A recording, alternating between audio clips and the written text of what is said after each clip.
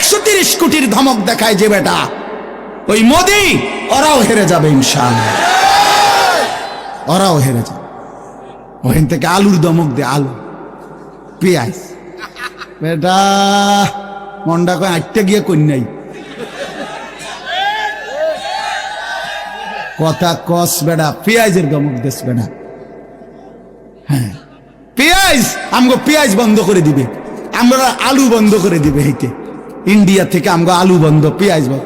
পেঁয়াজ তার আব্বার। হ্যাঁ, পেঁয়াজ কি মোদির আব্বার? বলো যুবক, তার বাপের পেঁয়াজ বেটা। তাইলে তুই বন্ধ করবি কি বেটা? তোদের পেঁয়াজ বন্ধ করবি কেন?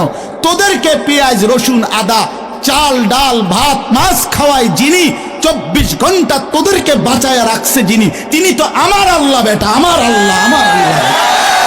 ওই বেঈমান, তোর কি বেঈমান? তুই তো মূর্তি ছাড়া তোর কিচ্ছু নাই বেটা। ওই মালিক তো আমার মালিক, আমি ওই মালিকের সেজদা করি। আমার মালিক তোকে খাওয়ায় বেটা, আল্লাহ রিজিক দেয় ওদেরকে। ওরা আম করে ধমক দেয়, ওরা আমাদেরকে ধমক দেয়। যত ধমকই দাও, মনে রাখো যুবক, তোমাদের কাছেও বলি, এই ইসলাম আমাদের কাছে আমানত। আমরা সাফ কথা, 110 কোটি 130 কোটি বেঈমান আমরা ভয় পাই না। আমরা কোনো সংখ্যা গণি না, ওদেরকে আমরা গণা তো ধরি না। আমাদের একজন, আমাদের শুধু একজন, আগেও একজন, এখনো একজন, আগামী দিনও একজন, তিনি আল্লাহ।